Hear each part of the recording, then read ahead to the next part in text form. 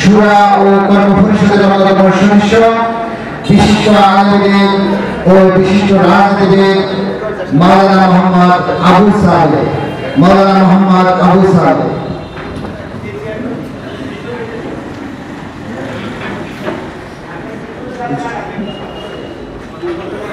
السلام عليكم ورحمة الله وبركاته.